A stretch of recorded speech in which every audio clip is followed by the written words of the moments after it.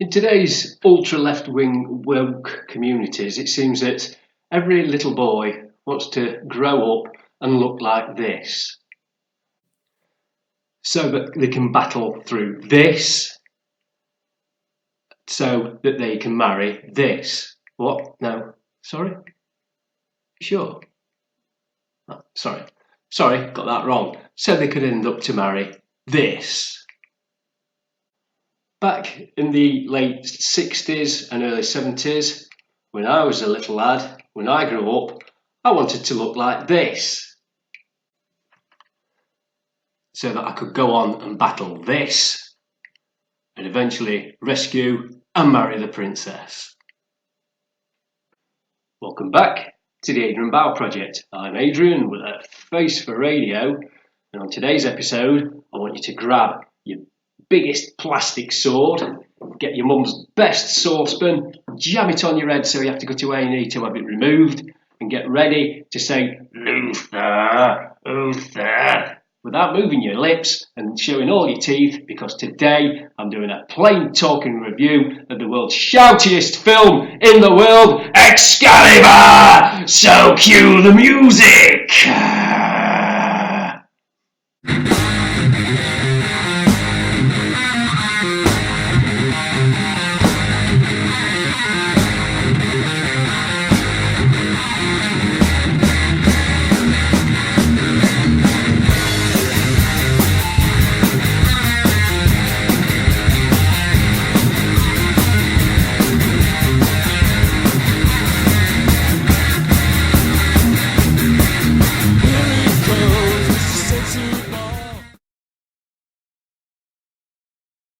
The legend of King Arthur and the Knights of the Round Table receives its most impressive screen treatment in Excalibur from the visionary movie maker John Boorman.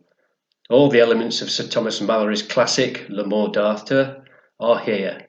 Arthur, played by Nigel Terry, removing the sword of Excalibur from the stone, the Round Table's noble birth and tragic decline, their heroic attempts to recover the Holy Grail, and the shifting balance of power between wily wizard Merlin, played by Nicole Williamson, and evil sorceress Morgana, played by Helen Mirren, with Patrick Stewart, Gabriel Byrne, and Liam Neeson in notable early screen roles. 1981's Excalibur, and it's actually no exaggeration by saying that this film is the most shoutiest film you will ever watch. You could watch this film with the sound on mute and you'll still be able to hear it, and that's how shouty it is. It's that in medieval days, either you couldn't hear what was being said under your big tin hat, or everybody was stone deaf. Also, the soundtrack to this film is truly awesome. It is dark and brooding. You could watch this on the hottest summer day, and the music to this film will make the biggest, blackest clouds appear over your house. Right, let's get back down to the nitty-gritty. Nigel Terry plays King Arthur in this Arthurian legend. He does a brilliant job throughout. The only qualm I do have is his accent seems to change 3 times in the film. When he first starts off, he sounds like he's from Cornwall, and then it sort of diverges into some kind of Southern Irish accent, and by the time it becomes King Arthur, it's some kind of estuary English before going back to Cornish again. It's a bit all over the place, but I say we can excuse that. The fight scenes in this, by today's standards, yeah, it does look a little dated, but for the time, they were fantastic. If you like knights in armour, big shouty battles and sword clashing, this is definitely the film for you. There are lots and lots of big British names in this film. You'll spend a lot of the time going, oh, look at him, how young he looks there. I think Liam Neeson was 8-year-old when he was in this. I was saying Ellen Mirren. I think she was about 12 in it. Exaggerating, but you'll see what I mean when you look at this film. Another thing that stood out for me while watching this film as well, it seems that the main character actors in this film didn't seem to do as well in their future careers as what the supporting cast did. I mean, Liam Neeson, Helen Mirren, Patrick Stewart, all massive names now. Poor old Nigel Terry, I think he got stuck with doing British TV here and there. Nicole Williamson, I think you might remember him as the Wizard D-type bloke in the Spawn film. But it seemed that a lot of the supporting cast tend to go on to have better careers than what the main characters cast did. Also, keep an eye out for Richard Bouquet, Hyacinth's husband, of Keeping Up Appearances. Another thing when you're watching this film, I don't know about you, but I just could not stop thinking about Monty Python and the Holy Grail. They must have just seen this film and just nicked bits off it, or vice versa. I can't remember which one came out first, but you sit and watch it and it's like you're expecting Eric Idle and Graham Chapman coming across the horizon, being followed by Terry Gilliam banging two coconut hearts together. But no, but getting back to the film, I do feel this film is, to use a footballing term, a game of two halves. You get this story going up through to when Arthur pulls the sword, Excalibur, from the stone.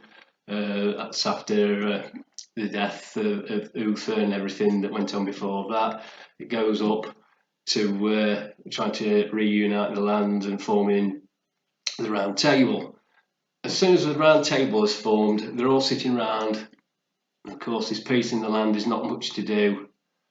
And then, of course, they get on to the quest for the Holy Grail. And I think that's where this film sort of drops off the plateau a little bit. It's still a great story, it's still a great film, but when you watch it, you'll see what I mean, that the second half of the film seems a bit lackluster. It seems like they've packed everything into the first 45 minutes, first half hour, and the rest of the film is just like tacked on just a little bit till we get to the ending. But that, for me, that's just a minor point on it, because this film is an absolutely cracking film. The only other niggle I've got is right at the beginning, the actress playing Igraine. I think it just goes to show you that just because you played the lead in a sixth form play doesn't mean that you're going to be a big actress. Fair dues to her, she gave it a go, but her acting does stick out a bit, and I'm not too sure, but I think she could have been John Boorman's daughter, because the surname's the same, but she gave a fair crack at it. Fair dues to her. She's in the film, I'm not, so who am I to say? Right, so Excalibur, the world's shoutiest film, absolute total Sunday afternoon, sit down, switch your brain off, popcorn film, fantastic. It does look a bit dated now. I say you can't fault the music score. The music score is awesome. I actually wouldn't mind the soundtrack to this. So, with all that in mind, I'd like to give Excalibur 4.5 Evil Ednas!